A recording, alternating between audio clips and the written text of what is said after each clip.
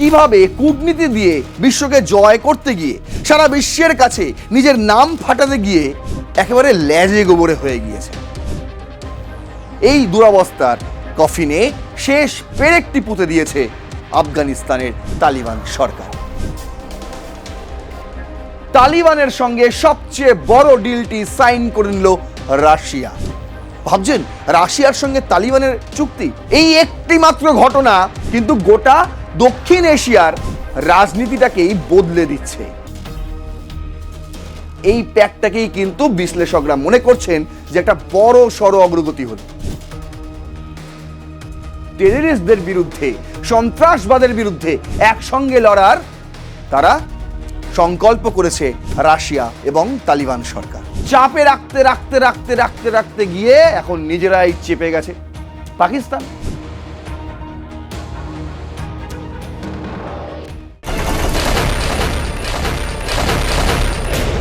Everything is fair in love and war. আবার অন্যদিকে রাজনীতিতে চিরশত্রু বলে কিছু হয় না, আর সেটা যদি হয় ভূ রাজনীতি, আন্তর্জাতিক কূটনীতি, তাহলে তো আজ যে দেশ বন্ধু কাল সে দেশ শত্রু হতেই পারে। আবার আজ যে দেশ শত্রু আগামীকাল সে দেশ বন্ধু হতেই পারে। কেন আমি এতগুলো কথা বললাম? তার কারণ দ্রুত বদলে যাচ্ছে বিশ্বের ভূ রাজনীতি। এই দেখুন না, রাশিয়া এবং মার্কিন যুক্তরাষ্ট্রের সম্পর্ক সাপে নেউলে। এমনটাই আমরা জানি। যারা ভূ রাজনীতি নিয়ে খবর দবর রাখেন, যারা নিয়মিত রণক্ষেত্র দেখেন, তারা এই ধারণাটা স্পষ্ট তাদের মধ্যে।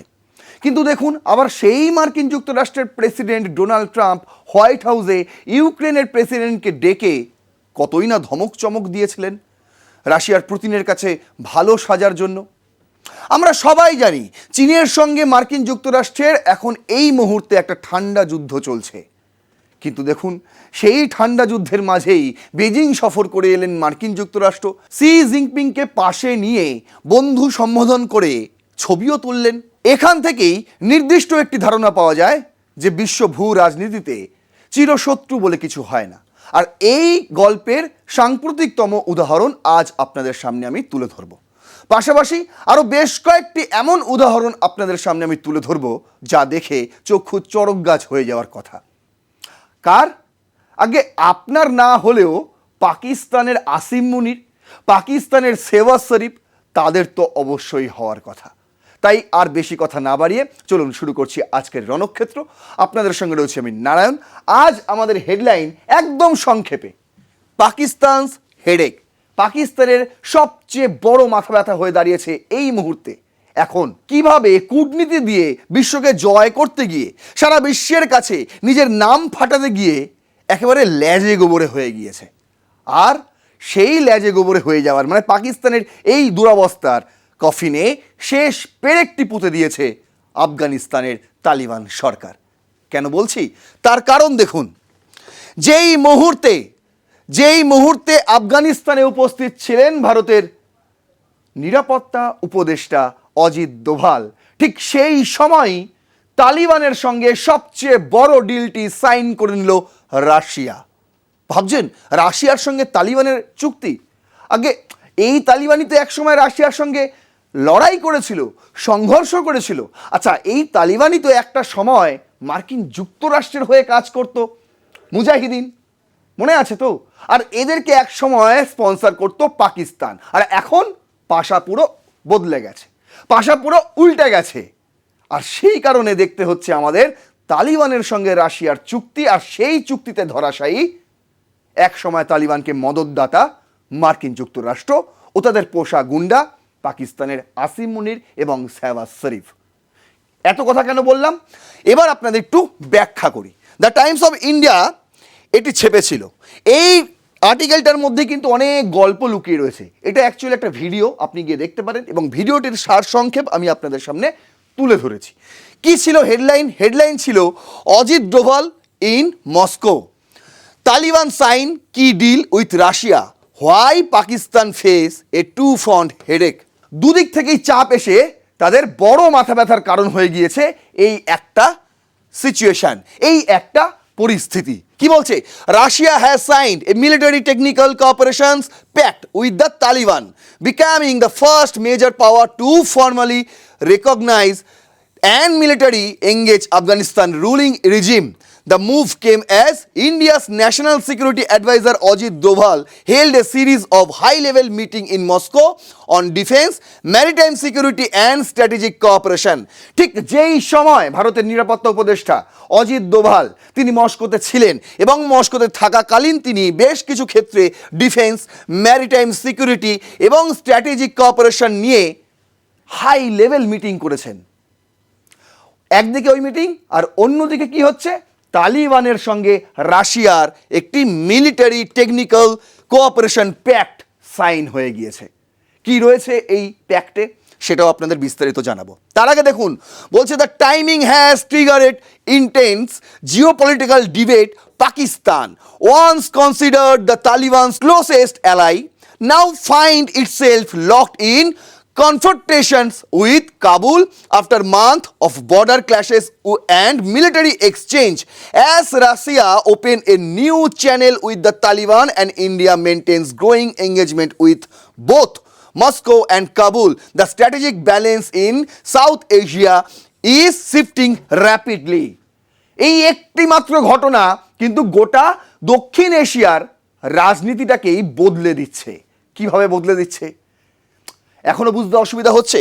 দেখুন, একটা সময় বলা হচ্ছে এই তালিবানেরই ক্লোজেস্ট অ্যালাই ছিল পাকিস্তান। আফগানিস্তানের সরকারের সবচেয়ে বড় মাথা ব্যথার কারণ হয়ে দাঁড়িয়েছিল এই পাকিস্তান। তার কারণ এই পাকিস্তানি তালিবানকে ফান্ড করত আর সেই ফান্ড জোগাতো মার্কিন যুক্তরাষ্ট্র। আজ কিছু বলার অপেক্ষা রাখে না, সবই কিন্তু প্রমাণিত। আর দেখুন সেই তালিবান এখন কি অবস্থা। গত কয়েক মাস ধরে আপনারা দেখেছেন, একদিকে ইরান যুদ্ধ চলছিল।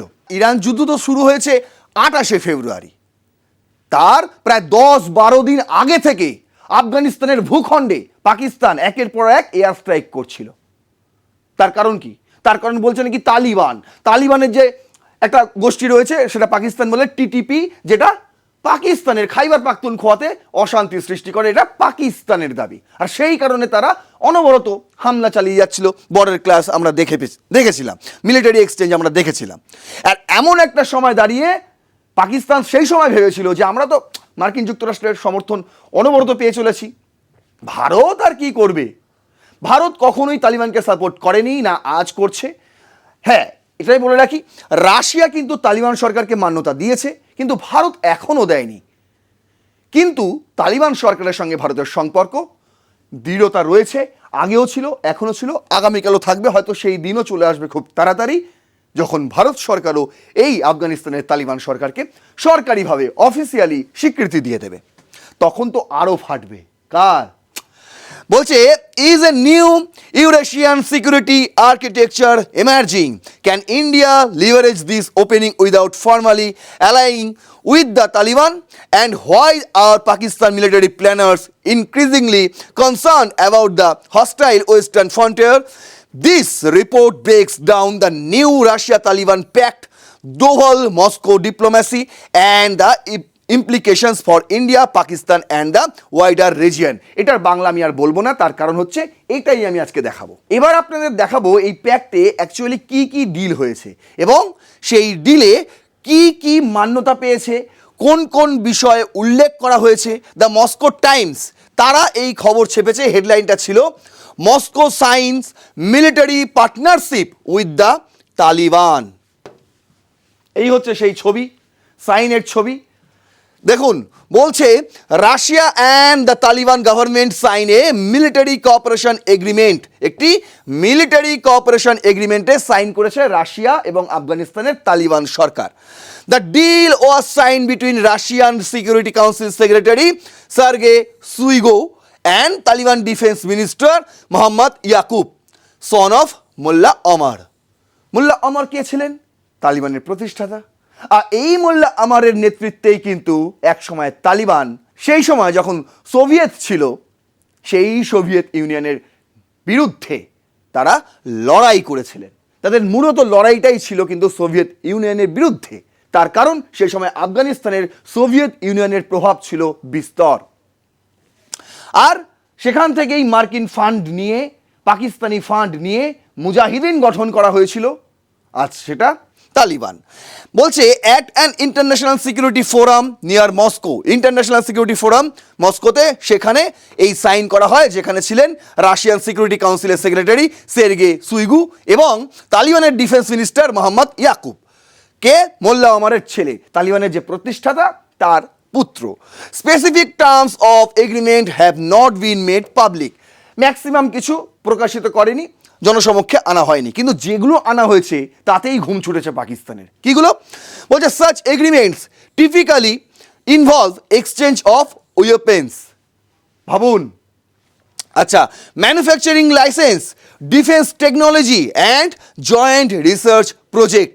প্রথমত তো এক্সচেঞ্জ অফ ওয়েপেন্স মানে অস্ত্র সরবরাহ, যেমন হবে আফগানিস্তান থেকে রাশিয়ায়, সেরকম রাশিয়ার থেকেও আফগানিস্তানে আসবে যুদ্ধক্ষেত্রের অস্ত্র, অবশ্যই দরকার না, পাকিস্তান যখন তখন এয়ার স্ট্রাইক করে দেয়। আচ্ছা, তারপর ম্যানুফ্যাকচারিং লাইসেন্স, ডিফেন্স টেকনোলজি এবং একই সঙ্গে তারা রিসার্চ করবে, সেই রকম প্রজেক্টেও তারা সাইন করেছে। Analyst described the pact as largely symbolic rather than the beginning of a deep military alliance or mutual defence pact. আর এই প্যাক্টটাকেই কিন্তু বিশ্লেষকরা মনে করছেন যে একটা বড় সড়ো অগ্রগতি হলো, বড় সড়ো অগ্রগতি যেমন হলো রাশিয়ায়, ঠিক তেমনটা হলো এই দক্ষিণ এশিয়ায়।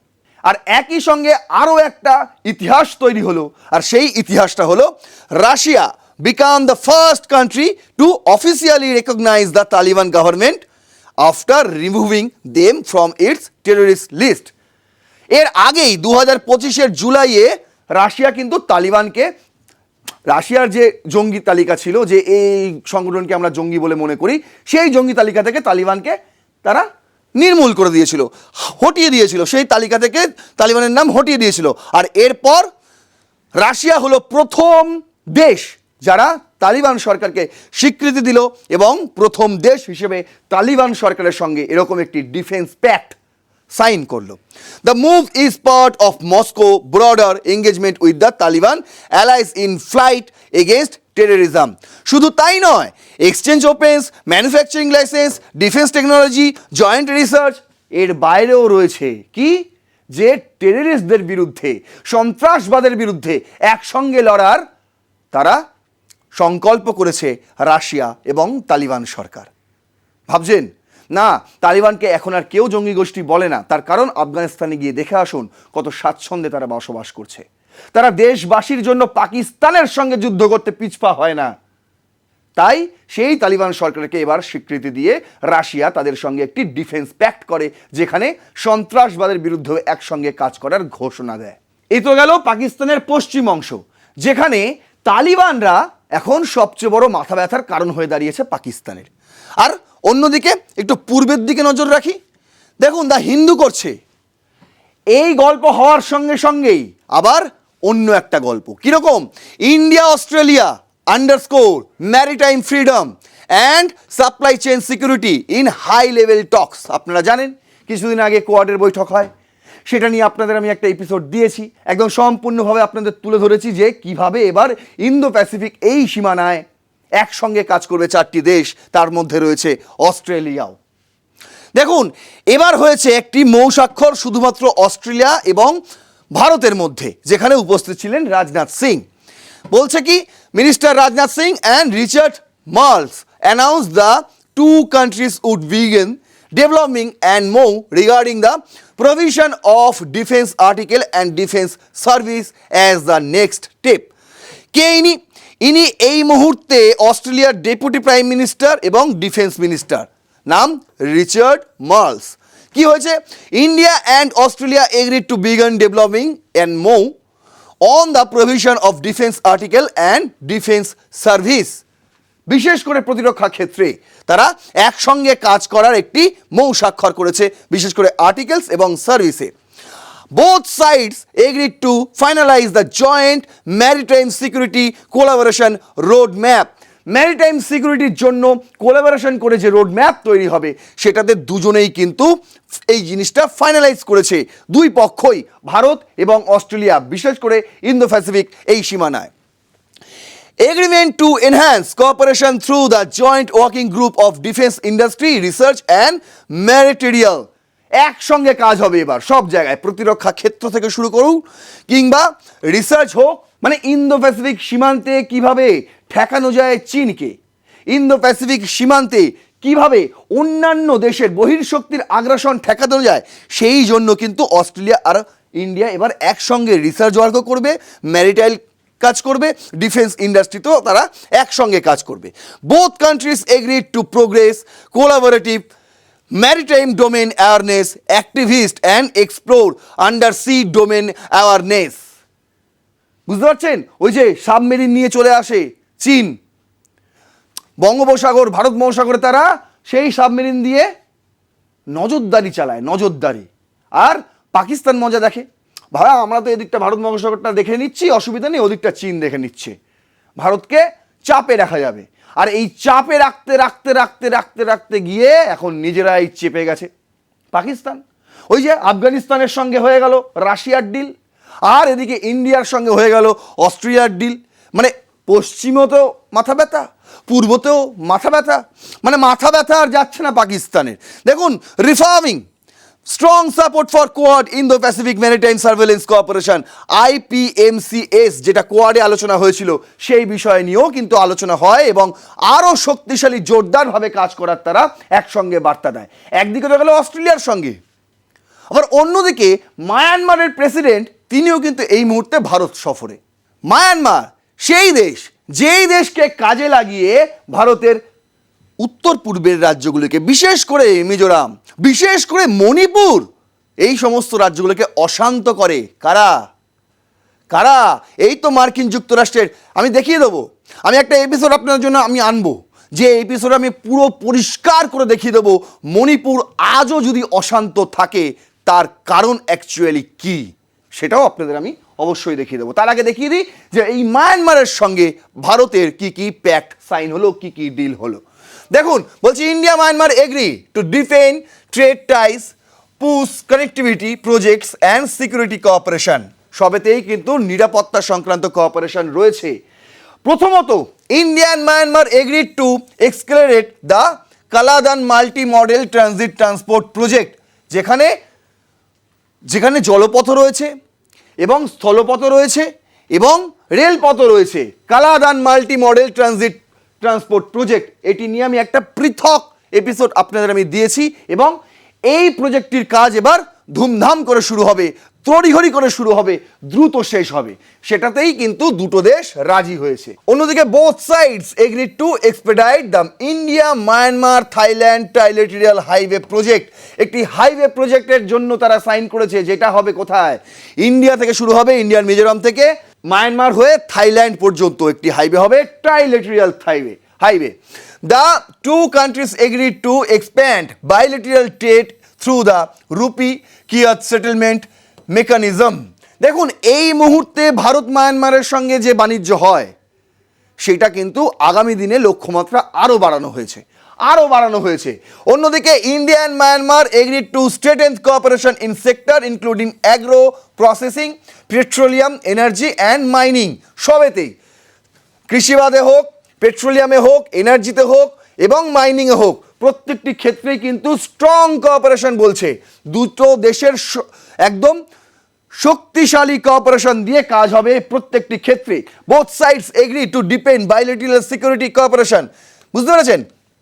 সিকিউরিটি কোঅপারেশন কিন্তু অবশ্যই রয়েছে, যেটা হেডলাইনেও রয়েছে। And the prevent the use each others territory against mutual security interest বলেছে।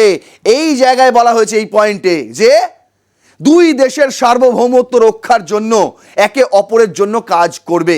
যেমন ভারত মায়ানমার সীমান্তে যে উত্তেজনা ছড়ানোর চেষ্টা করা হয় প্রতিনিয়ত, ওদিকে চায়নারও ইন্ধন থাকে, এদিকে মার্কিন যুক্তরাষ্ট্রেরও ইন্ধন থাকে, সেই ইন্ধনগুলোকে কাটিয়ে যাতে দুই দেশের সম্পর্ক মজবুত হয় আরও, সেক্ষেত্রে যদি মায়ানমারের ওপারের সীমান্তেও কোনো গণ্ডগোল ঘনঘটা থেকে থাকে, সেটাও যেমন গুরুত্ব সহকারে আমাদের নিরাপত্তা রক্ষীরা দেখবে।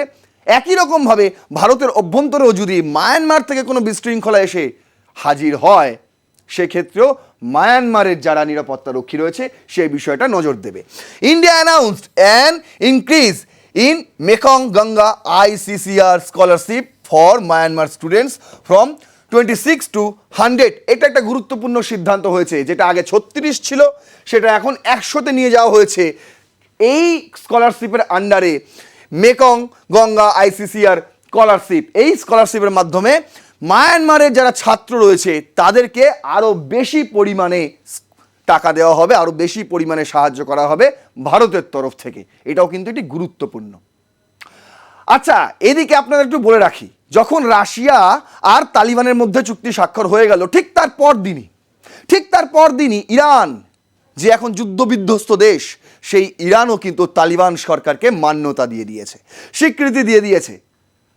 একদিকে এটা, আবার একদিকে ভারতের সঙ্গে আমি আপনাদের বলে রাখি, ওমান যুদ্ধবিধ্বস্ত দেশ, হ্যাঁ বলতেই পারেন, এখন সেখানে আমেরিকার বেস ক্যাম্পগুলো রয়েছে, সেখানেও প্রতিদিন প্রায় ইরান একটা সময় প্রতিদিন হামলা করেছিল, বুঝতে পারছেন। সেই ওমানেই কিন্তু আবার এই শান্তি চুক্তি নিয়ে অনেক রকম আলোচনা হয়েছে, সেই ওমানও কিন্তু ভারতের সঙ্গে কম্প্রিহেনসিভ ইকোনমিক পার্টনারশিপ এগ্রিমেন্ট, সেপা শর্টে বলা হচ্ছে, এটা সাইন করে নিয়েছে।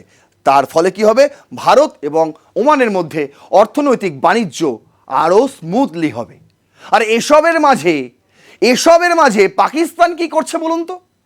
পাকিস্তান মার্কিন যুক্তরাষ্ট্রের দেওয়া প্রস্তাব আব্রাহাম অ্যাকর্ডসে নাম লেখাতে চলেছে। আমি বলছি না, আপনারা বলবেন ওদের তো মুখ্যমন্ত্রী বলেছেন ইসাক দার, প্রতিদিন চেঞ্জ হয়ে যায় ডেজিগনেশন, সেই জন্য একটু আটকালাম। ইসাক দার বলেছেন যে আমরা কিন্তু প্যালেস্তাইনের পক্ষেই রয়েছি। হ্যাঁ, তিনি বলেছেন, আপনারা দেখেছেন, সেই খবর আমি রেখেওছি।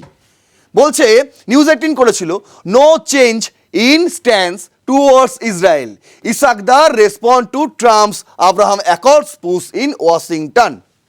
কিন্তু এই কথা বলার পরপরই তাকে যেতে হয় ওয়াশিংটনে, আর সেখানে গিয়ে তাকে রুবিওর সঙ্গে বৈঠক করতে হয়। আর রুবিওর সঙ্গে বৈঠক করার পর যখন তারা ছবি তুলতে বেরোতে আসে, সেই সময় তাকে সাংবাদিকরা প্রশ্ন করে, আর সেই প্রশ্নের উত্তরে তিনি কি বলেন একবার শুনুন।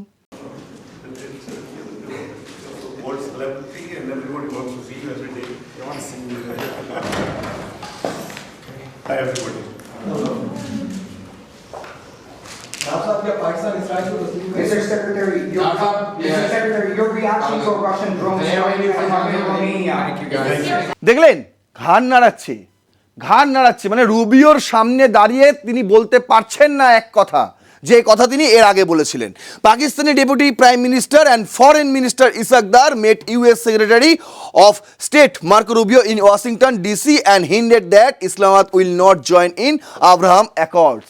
অথচ ভিডিওতে আপনাদের কি দেখালাম, কিন্তু তিনি সাংবাদিক সম্মেলন করে বলেন, Dar said that there could be no change in Islamabad's stance towards Israel without a establishment of an independent Palestine state, adding that Pakistan remained firmly committed to the long-standing position on Palestine and Gaza. বলছে পাকিস্তান যেরকম প্যালেস্তাইনের পক্ষে ছিল সেরকম আমাদের দীর্ঘস্থায়ী অবস্থান সেটাই রয়েছে। আমরা প্যালেস্তাইনের পক্ষেই রয়েছি, গাজার পক্ষেই রয়েছি। ইসরায়েলকে মান্যতা দিতে হলে অবশ্যই ইসরায়েলের দরকার, প্যালেস্তাইনকে দেশ হিসেবে স্বীকৃতি দেওয়া, সেটাই আমরা চাই। এটা ইসাক দার বলেছেন সাংবাদিক সম্মেলনে।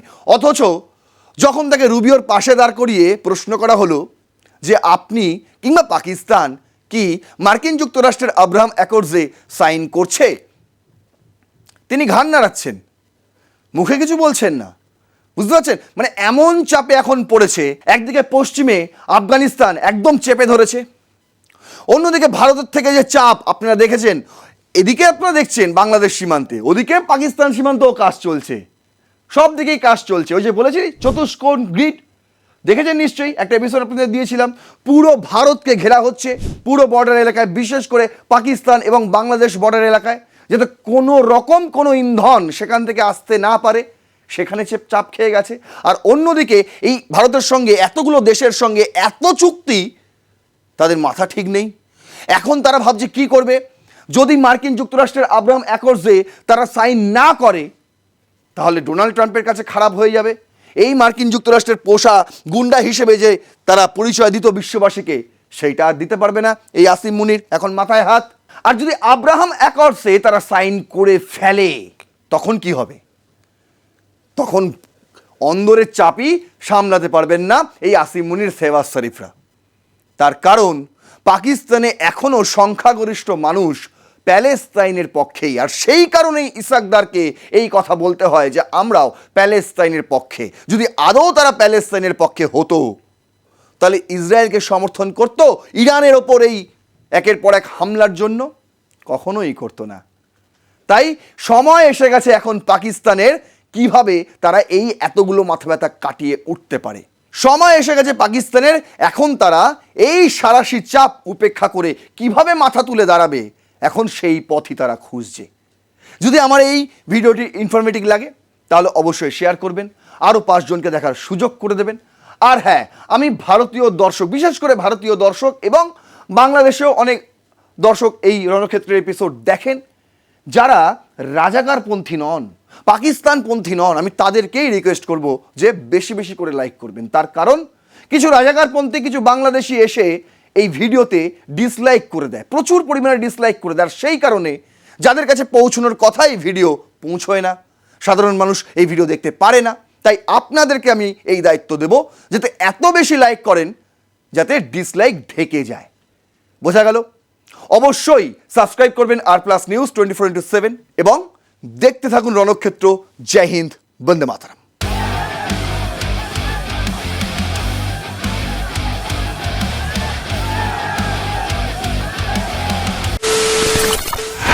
খবরের নামে প্রতিদিন সন্ধে আপনার ড্রয়িং রুমে কি শুধুই চিৎকার চেঁচামেচি খেয়ে আসে? বিতর্কের নামে চলে গালাগালি আর কাদা ছোড়াছুড়ি। এবার সময় পরিবর্তনের, কারণ আমরা কান ফাটানো চিৎকারে বিশ্বাস করি না। আমরা বিশ্বাস করি খবরের সত্যতায়। আমরা কোনো পক্ষের হয়ে গলা ফাটাই না, আমরা সাধারণ মানুষের হয়ে প্রশ্ন তুলি। চিৎকার নয়, শুধু খবর হবে যেখানে বিতর্ক আছে কিন্তু কুৎসিত ঝগড়া নেই। সঠিক তথ্য, বিশ্বস্ত খবর। নজর রাখুন R+ নিউজে।